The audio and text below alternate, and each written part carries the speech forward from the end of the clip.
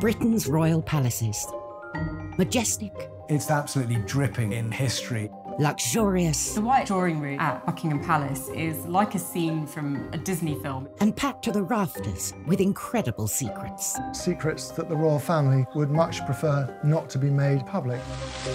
From royal courtships to royal births to royal marriages and scandals, the palaces have played host to all of that. This series goes behind palace walls. The royal palaces represent the monarchy and have incredible history. We'll learn how these iconic creations were built. 16th century kings built with brick in a way that we wouldn't recognise today. This is George IV leaving his mark on the centre of London. Uncover the spectacular palace art housed within. The royal collection is vast, and I mean vast. It has more than 1 million objects spread across all of the royal palaces. Just imagine what has been collected over centuries. So this collection is unlike any other collection in the world. Discover their gruesome stories. It's an amazing insight into the royals' history, but also our common history. Frankly, if you're going to cut the head off a king, it's got to be done in a palace. And relive the recent events that shaped the modern royal family. The whole case was an absolute fiasco and a huge embarrassment. The Queen was particularly aggrieved that Harry had done it in the way that he had. This is The Secrets of the Royal Palaces.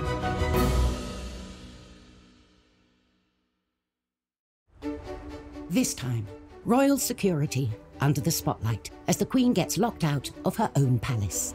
Nelson's Gate wouldn't open, and the Queen was actually kind of locked out of her own house. One of our most loved royals is revealed to the world at Balmoral. The impact of these pictures was massive. They went around the world. We explore the blueprints for the most famous royal palace in the world. Every one of those rooms is a glitzy show-off piece. And discover it has unwanted house guests. Buckingham Palace has definitely got a rat problem. And we reveal the secrets of one of its historic royal coaches. The coach isn't just a way of getting the Queen from A to B. It's a time capsule of British history across the ages.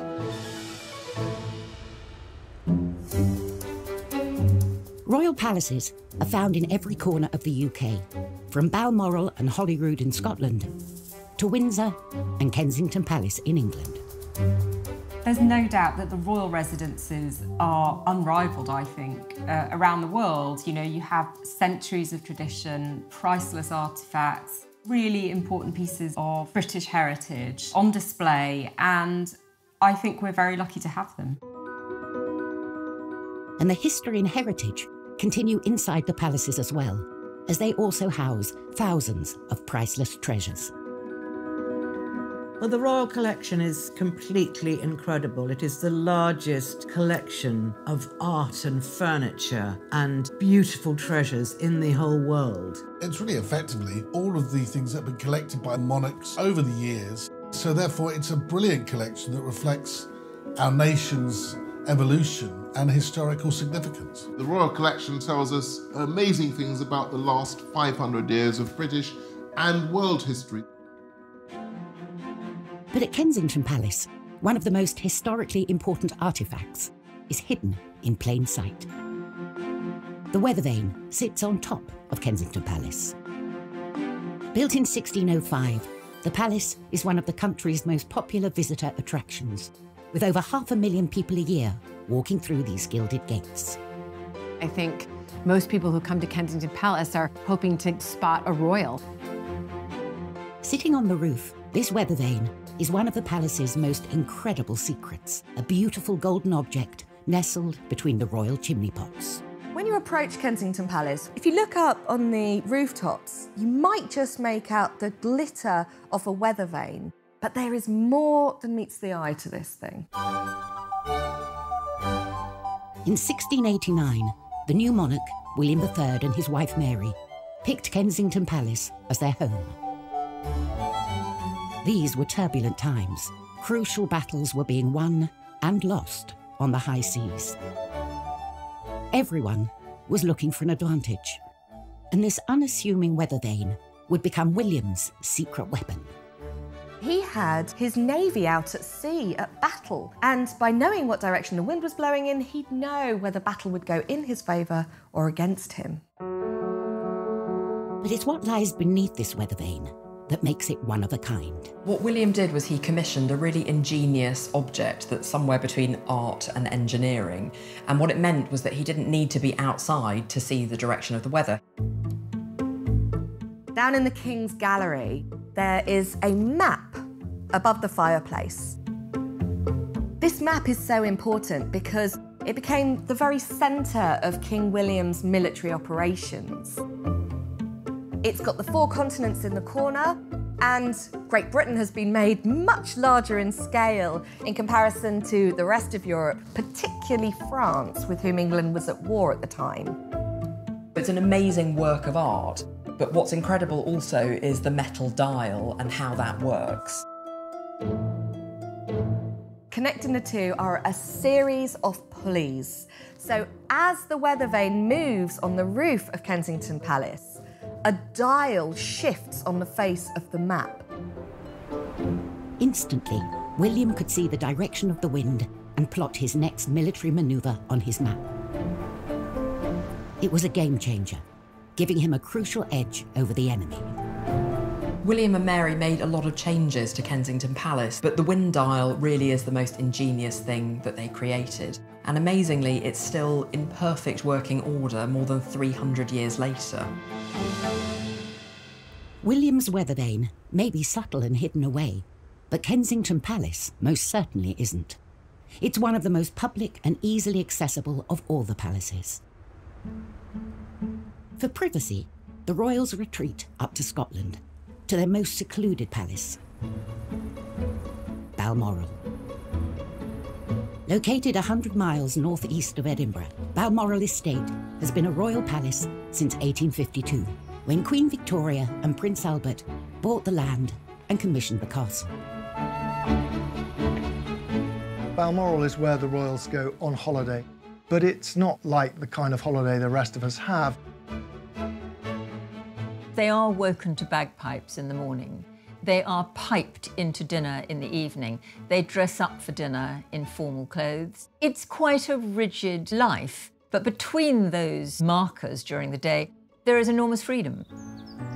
It's the one palace they can almost guarantee privacy, which is probably why so many royal relationships have blossomed there.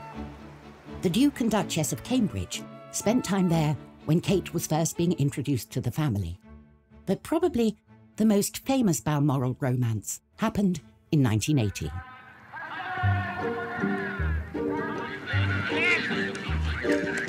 Prince Charles was getting a bit of a reputation as a man about town and was showing no signs of settling down.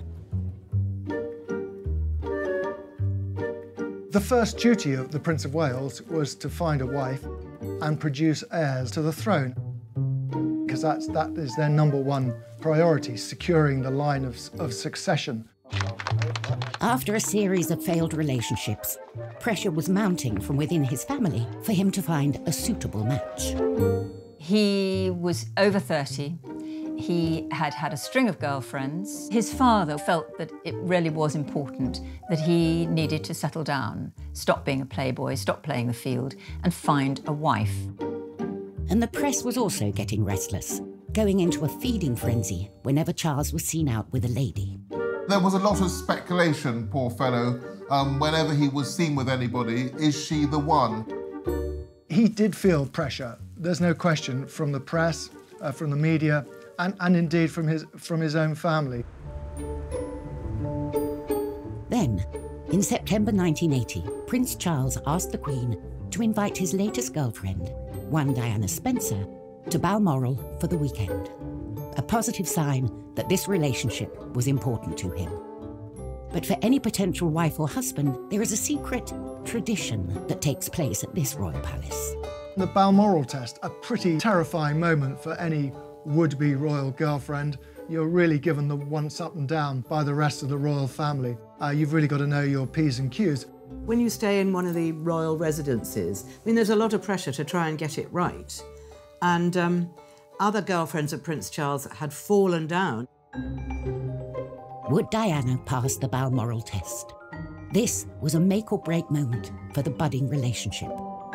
The Queen thought this girl is completely charming and she seems to love everything about the outdoors, which of course she didn't at all. But she was really putting on a good show. Diana was a huge hit at Balmoral that summer. She fitted in with everything that the royals do up there. She went for long walks, she fell in puddles of mud and got up and roared with laughter. Everybody fell for her that weekend. They have lots of outdoor barbecues where Prince Philip usually prepares and cooks the food. The Queen often does the washing up, and Diana was very happy to help. She rolled up her sleeves, by all accounts. She absolutely nailed it. Coming up in Secrets of the Royal Palaces, we learn how Diana was always one step ahead of the palace paparazzi. When I moved to either side to try and photograph her, she used the mirror to keep a tree between me and her. Very clever. And we discover how the Queen Mother dealt with unwanted house guests. She got the gun and she used to shoot them in the ruins of this crumbled part of Buckingham Palace.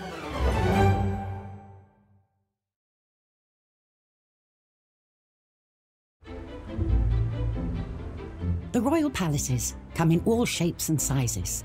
Some are opulent and luxurious, while others are more homely and simple. Palaces like Buckingham Palace demand attention, another backdrop for huge affairs of state, while others are just for the family, more secluded and secretive. In September 1980, one palace, Balmoral, was hiding a secret within its 50,000 acres. A secret that, when it got out, was going to change the royal family forever. The royal family have an annual holiday at Balmoral. It is one of the high spots of their year, and they are very private there. The press normally leave them alone for quite a lot of the time when they're at Balmoral. But this year, they were joined by Prince Charles's girlfriend, Diana Spencer. She had already passed the royals' Balmoral test and got the family's blessing. But now, she faced the toughest test of all. How would she deal with the press? The press knew that there was someone around, but they couldn't quite identify which of the glamorous, bright young things who were sort of fluttering around Charles was the latest girlfriend was. So they kind of got away with it for a bit. Photographer Ken Lennox was a regular visitor to Balmoral, taking pictures of the royals on the moors and around the estate. I arrived early because Prince Charles would often do a spot of fishing in the River Dee. As I walked from the car towards the river, I saw that there was a young girl there, blonde, quite close to Prince Charles. The girl saw me and left Prince Charles and went into some giant fir trees. The next thing I saw, a compact mirror coming out from behind a tree. She turned her back to them, and I think she held up a mirror so she could see them, and they saw the mirror glinting. From her very first encounter with the photographers, who would later become a permanent fixture in her life, Diana proved herself savvy. She deliberately didn't want to be photographed. She used that mirror as she walked away. And when I moved to either side to try and photograph her, she used the mirror to keep a tree between me and her. Very clever. I think there's a very good argument for saying that the way she behaved that morning on the riverbank did display an early sign of her unique savviness when it came to spotting a camera and the activities of the press. It must have been dawning on Diana now what she was letting herself in for. Keen to capture this newcomer, Ken returned to the riverbank in the afternoon. A Range Rover arrived, and I saw the girl again. And this time, she turned and looked at me. She turned and looked right into the lens. I took a photograph, through some snow, and she turned her head away and went into the fishing hut. But when I got back, despite the bad light and the snow and everything, I got a recognisable photograph of this girl, Lady Diana Spencer. Ken didn't know it then, but he had just captured the first evidence of a relationship between Prince Charles and his future wife. I didn't think of romance at all at that stage. It was when one of the royal retinue said to me, "I hear you photographed young Diana Spencer." I said, "Yes, I did." And he said, "Don't dismiss it, Ken," which indicated that he thought there was more to come and that it wasn't just a weekend thing. These pictures were the definitive proof of a relationship between Charles and Diana. Ken had a scoop. Charles's new girlfriend and potential future queen. When these pictures were published, oh, is it a new girl in Prince Charles's life? Who is she? And she's very much in the sort of Balmoral milieu. This aroused lots and lots of interest and lots of speculation, which is great for the press, but more difficult, I think, if you're Diana. The impact of these pictures was massive. They went around the world because at that moment he was the most eligible bachelor in the world, and the fact that this girl, Diana, we now know, was back there so soon after the first spotting obviously was significant. She was suddenly front page news. And really from that time on, from September 1980 onwards, for the rest of her life, Diana was on the front pages and she rarely left them. Hidden away in the Highlands of Scotland, Balmoral had proved the perfect palace backdrop for this blossoming relationship. Buckingham Palace, on the other hand, was designed to be seen. It's the most famous and most visited of all the royal palaces.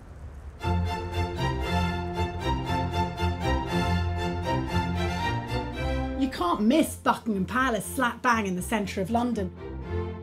It's pomp and circumstance, it's royalty, it's queen, it's the most iconic palace in the entire world. Buckingham Palace is monarchy HQ. It is the headquarters of the firm, the British royal family. Buckingham Palace was the brainchild of one man, King George IV. George IV was a very self-indulgent king. He loved the pomp and pageantry, and he wanted a palace that was fit for a monarchy that had growing world significance. When George IV came to the throne in 1820, Royal HQ was St. James's Palace. In his eyes, it was old-fashioned and cramped. So he set his sights on a royal building 2 miles down the road, Buckingham House. George felt this was a building he could transform into a palace worthy of someone of his status. This was transformative. It was entirely new. He wanted to recast Buckingham House into a building on a European scale. And there was only one architect who could execute George's grand ambitions to build the ultimate palace: John Nash. He'd already built some of the most spectacular buildings Britain had ever seen, including the Theatre Royal Haymarket and Brighton's Royal Pavilion.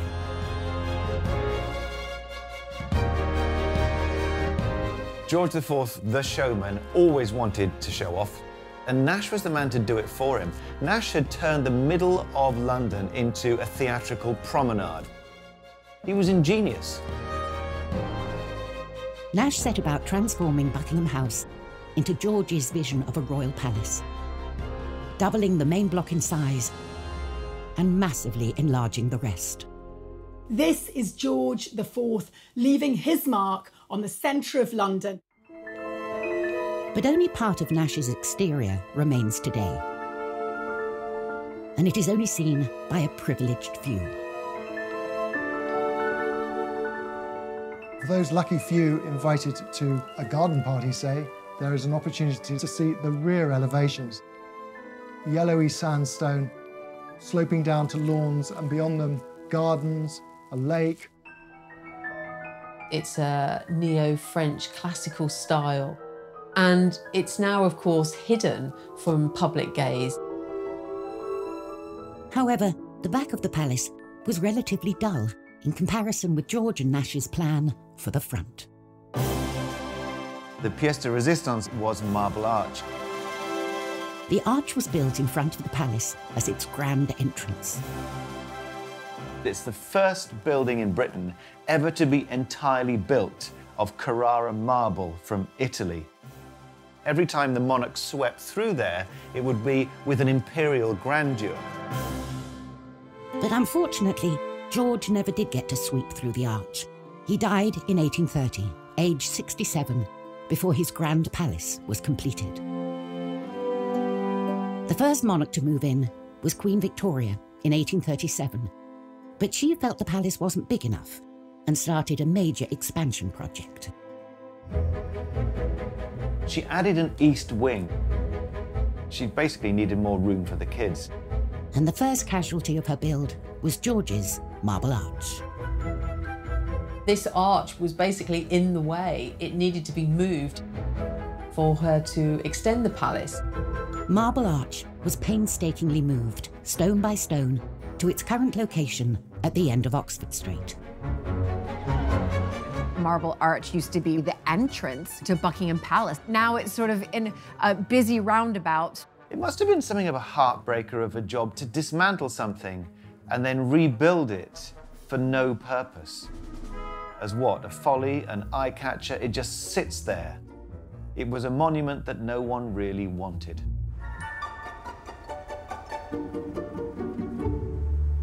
But for all Buckingham Palace's pomp and grandeur, it's been hiding a secret for centuries. A secret it would very much like to get rid of. Rats. Buckingham Palace has definitely got a rat problem. When Queen Victoria moved to Buckingham Palace as Queen, she was shocked by how many rats there were. The rats treated Buckingham Palace like their own personal playground, and when Victoria moved in, she tried to put a stop to it, and really it ended up being a bit of a battle. It got so bad that Victoria had to appoint her own rat catcher. And this was Jack Black, whose title was VR, Rat and Mole Catcher to Her Majesty. And he really was the rat whisperer. I think that Victoria really hoped that he would exterminate the rats for good, but I'm afraid he didn't. The rats continued to plague Buckingham Palace throughout the reigns of all the monarchs. And in World War II, the Queen Mother used to use the rats as target practice. So she had a gun and she was practicing for what to do in case Hitler invaded and she was kidnapped. So she was using these rats for target practice. She got the gun and she used to shoot them in the ruins of this crumbled part of Buckingham Palace. So the rats have always been a problem throughout all of Buckingham Palace. As recently as 2019, exterminators were called in because rats were seen tearing through the royal kitchens. I honestly think that the best place to be in London if you're a rat is Buckingham Palace. There's lots of food, there's lots of hidden places, there's lots of holes because it's such an old house. So rats have a good time in Buckingham Palace and they historically always have. So if you go to a state banquet, you never know, there might be a couple of rats lurking under the floorboards. Still to come on Secrets of the Royal Palaces. Nash and George's grand front gate has gone, but the palace's dazzling staterooms more than compensate. The White Drawing Room is exquisite, and that's so deliberate. It's all about reinforcing the mystery of monarchy. And a royal hellraiser wreaks havoc at St. James's. Suddenly his court became one of extravagance, of hedonism, and certainly of women.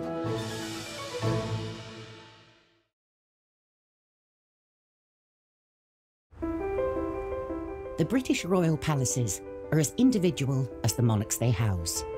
For good or ill, these palaces were lived in by the people that were ruling over us going back over 1,000 years. So they're an insight into the history of the country, into the archaeology, into the domestic practices, and it's an incredible insight into everybody's history. The palaces can change as often as the monarchs, falling in and out of favour, being bought, sold, demolished, or extended. But some extensions are more famous than others. When you think of Buckingham Palace, you actually think of the balcony. Ask anybody across the world, and the landmark they want to go see the most when they come and visit is the infamous balcony. For over a century, it's been the focal point for our national celebrations. It is the place where the royal family and the people connect. Walking out there and seeing the crowds of people cheering must be overwhelming.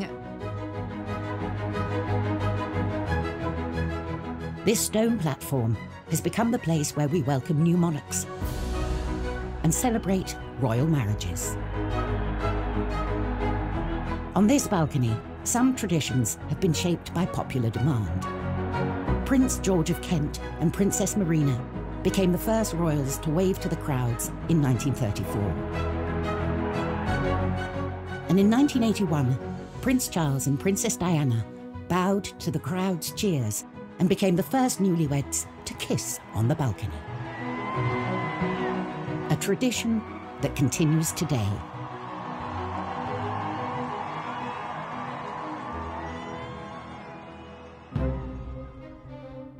The balcony we know today was born out of an ambitious plan to overhaul London's ceremonial centre in the early 20th century. Architect Aston Webb not only gave the palace a new front of Portland stone, but also widened the Mall and created Admiralty Arch.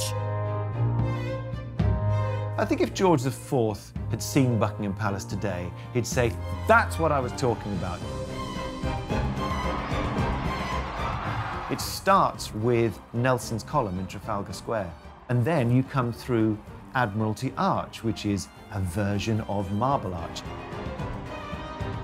Then the Great Road of the Mall frames a processional view of Buckingham Palace. And then he guides your eye to the very centre by setting underneath the focal pediment a balcony. And the royal family themselves become the very focus of the end of this long parade of greatness. But when Webb began work, Buckingham Palace didn't have a balcony at all. The facade presented to the world was one that could have been the front of a hotel or railway station or one of London's clubs. To transform Buckingham Palace into a more suitable seat of power, Webb naturally turned to Stockport. If you were to take the main part of Lyme Park in Cheshire and just glue it on, you wouldn't be far off what you're looking at today. George V oversaw Webb's work. He made sure that the palace's balcony was front and centre, so that it could be used on occasions when the king and other members of the royal family wished to show themselves to the people.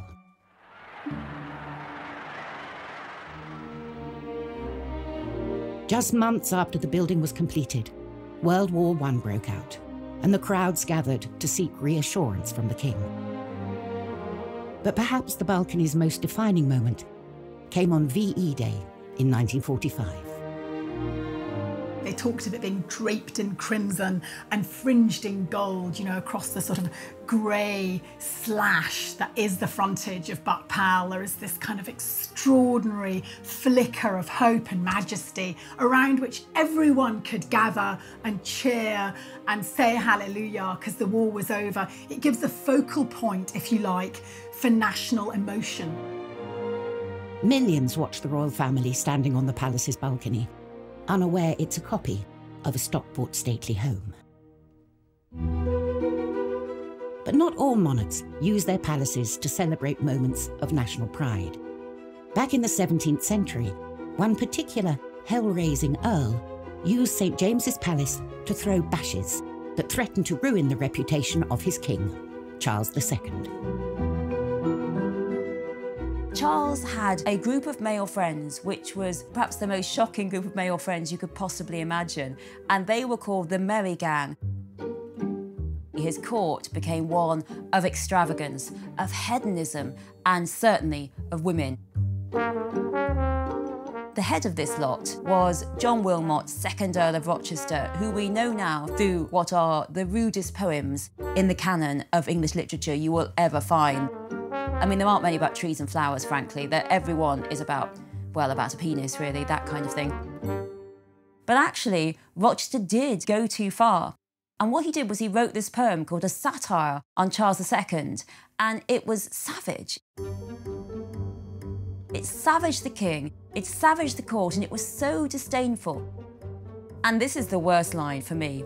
Rochester said of the king, "Restless he rolls about, from whore to whore, a merry monarch, scandalous and poor." So Rochester really was never again the king's friend.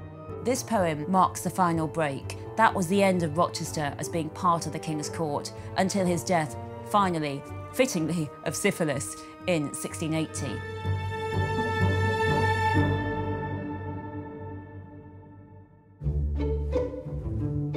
When royal palaces aren't being temples to debauchery, they're normally used as working buildings, the offices of the monarchy. Buckingham Palace is the Queen's main work address. It's here she spends most of her weekdays, carrying out the duties of state. But most Thursdays, she gets to get away from the office and travel up to Windsor, the palace she thinks of as home. Windsor Castle is the Queen's favourite of all of the royal residences. It is the one place that she considers home. Windsor is the one that means the most to her. It's a journey that's made most weeks and should run like clockwork. It's all about communication.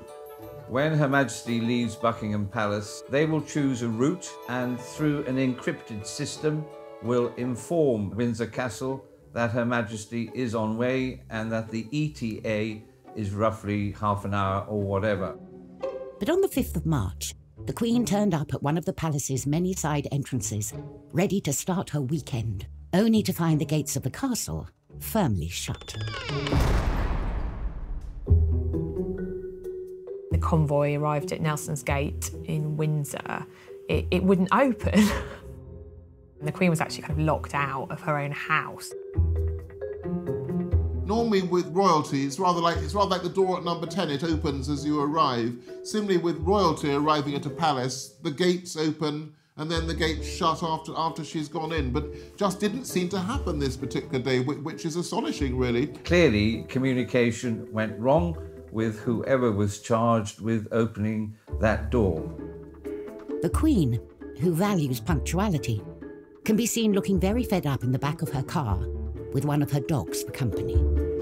Passers-by were taking pictures and kind of laughing because there was the Queen kind of sat there like a sitting duck. It's all rather embarrassing. Unfortunately, the gates of the castle remained shut, even after a little gentle persuasion from one of her protection officers.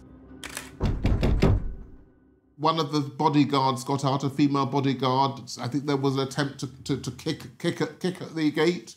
Didn't work. Bit of knocking. With the gates not budging, they had no choice but to try something else. When the Queen is in a motorcade, you have to keep moving. You never ever want to stop. That's why they sail through red lights and they've got police outriders, because the moment the car with the principal stops, they're a sitting target. So the protocol is always to keep moving. I would imagine temperatures went up somewhat, but you are trained to look at Plan B and Plan C if necessary. The cops had to do a U-turn. The cars had to do like a kind of circuit of Windsor while they alerted staff to get the gate open. Thankfully, after a quick trip around the block, her security team managed to contact the castle and inform them they had a rather annoyed monarch waiting to get into her own house. Whether they were embarrassed, I don't know. Whether they were angry, possibly. The Queen always says, famously, get it right. I don't imagine the Queen would have personally given them a rocket, but perhaps the message would have come down that one was not amused.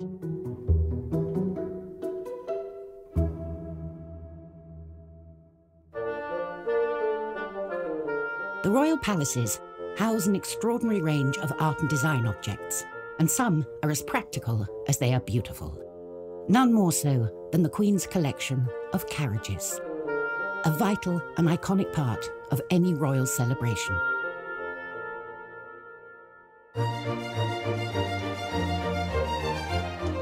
These carriages are usually reserved for big occasions, coronations, state visits, royal weddings, or the opening of Parliament. The royals have to use these carriages because it's tradition. It's what we all remember. It's what we see in the history books. It's what we envision. They form part of that pomp and ceremony and circumstance that we associate with monarchy and that the public enjoy. I never want the royal carriages to go away. There are more than 100 coaches in the royal collection, and the most important carriages are held here, at Buckingham Palace's Royal Mews.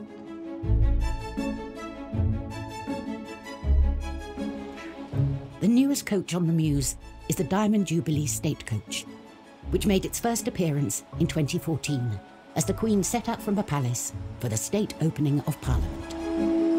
The Jubilee coach looks really like a kind of classic fairy tale coach. It's black and gold. It's got all the symbols of monarchy. It's more than 5 metres long, it's 3 metres high, and it needs 6 horses to get it going.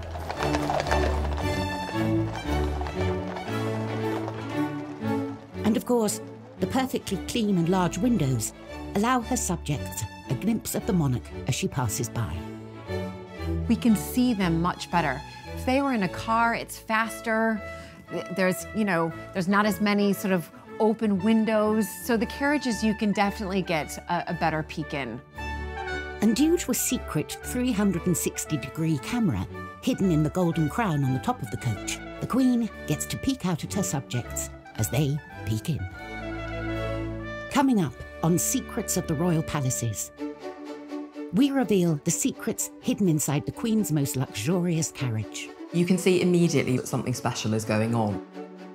And in our final tour of Buckingham Palace, we take you into the heart of the incredible staterooms, dripping with gold, and a hidden passageway. The White Drawing Room at Buckingham Palace is like a scene from a Disney film in many ways.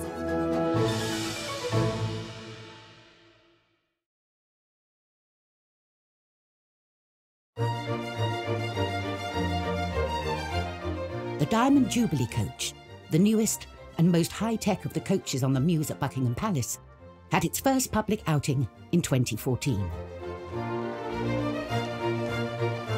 The coach, made in Australia, was originally designed for the Queen's 80th birthday in 2006.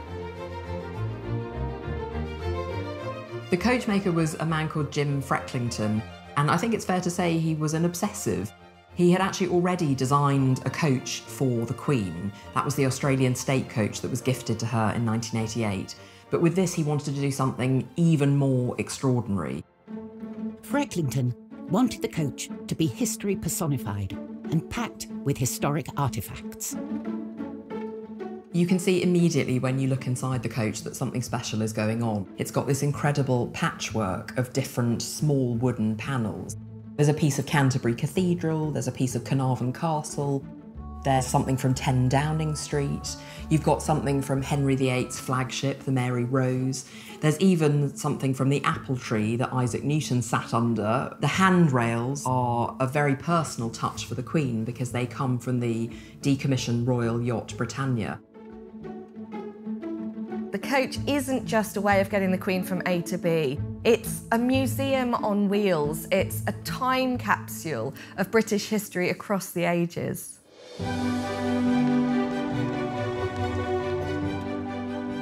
All in all, it took nearly a decade and the combined efforts of 50 craftsmen to complete the coach and ship it to the UK, missing the Queen's 80th birthday by 8 years.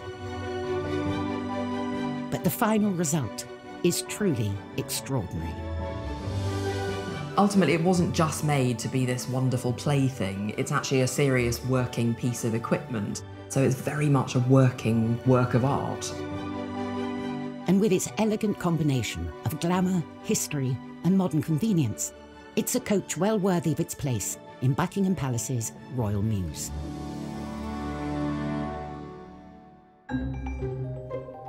From the vast expanse of the Royal Mall to the imposing 20th century facade of Buckingham Palace, it's all about showing off.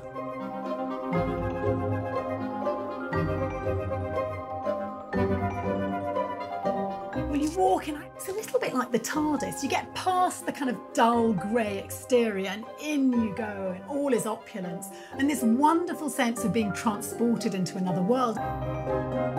George IV and his architect John Nash transformed what was Buckingham House into this most famous of royal palaces. Guests enter the Grand Hall and make their way through to the Grand Staircase. The Grand Staircase is a double-legged staircase that sweeps up to the first floor apartments. At the top of the staircase is an engraved glass ceiling. If you look up to this glass ceiling, it's almost like God is shining down on you. And of course, lest we forget, and I'm sure George IV never forgot, royalty, especially then, was regarded as God's appointed messenger on earth, the divine right of kings. After the staircase, visitors arrive at a series of state rooms. The sequence of rooms by design in a royal palace are intended to get grander and grander as you get closer and closer to the heart of the monarchy and the private apartments of the monarch. But what's notable here is that they're all splendid. The state rooms contain many great treasures from the royal collection, including the greatest painting and sculptures through the ages, and some of the best English and French furniture in the world. Every one of those rooms is a glitzy show-off piece. The grandest of all the state rooms is the White Drawing Room. The White Drawing Room is exquisite, and that's so deliberate. It's all about reinforcing the mystery of monarchy. The grandest of the staterooms, adorned with French and English finest porcelain and furniture. The White Drawing Room at Buckingham Palace is like a scene from a Disney film in many ways. You have these incredible high ceilings, everything decorated in gold, gold piano, enormous chandeliers. You know, it's what you'd imagine the Queen's Palace to look like. This room holds a palace secret. If you look very carefully, there are two mirrors, and one of them is just a chink ajar. And if you ask very nicely, someone might show you that it actually opens slightly, and that is the way that the Queen accesses her private apartments. The Queen enters from her royal closet, and out she pops, there to be presented among the chosen few. So really, Nash did us proud, or rather, did her proud. With no expense spared, Buckingham Palace has been wowing kings, queens, presidents, and the public for hundreds of years. It's the quintessential palace in the heart of London.